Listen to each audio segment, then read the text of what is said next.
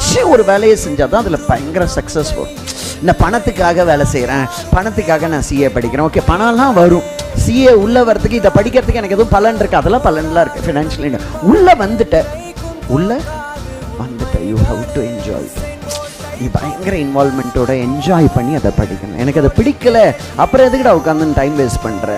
நீ பிடிக்கலன்னு சொல்லி ஒரு ப்ரொஃபஷன் உட்காந்து எனக்கு வந்து இது புரியலை, இதை யாருக்கிட்டனா கற்று சூப்பர். நார்மலாக உனக்கு நிறைய புரியாமல் போயிடுச்சுன்னா படிப்பு பிடிக்காமல் போயிடும். அதையும் கிளியராக சொல்கிறேன்.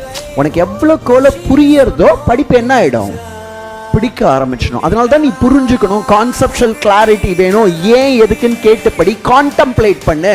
அந்த டீச்சர் சொல்றது லாஜிக்கலா, அக்செப்டலா, ஜஸ்டிஃபையபிளா. அவர் எதுவும் அவர்கிட்ட போய் கேள்வி கேளு ஆஃப்டர் த கிளாஸ். சார் இது மாதிரி சொன்னீங்களே, எப்படி இருந்தா என்ன, எப்படி இருந்தா அப்போ கேள்வி கேட்கும்போது நீ அறிவாளியா இருக்கும்போது ஜாலியா இருக்கும். நீ ஒரு டம்பா இருக்க, எனக்கு யோசிக்கவே வரல,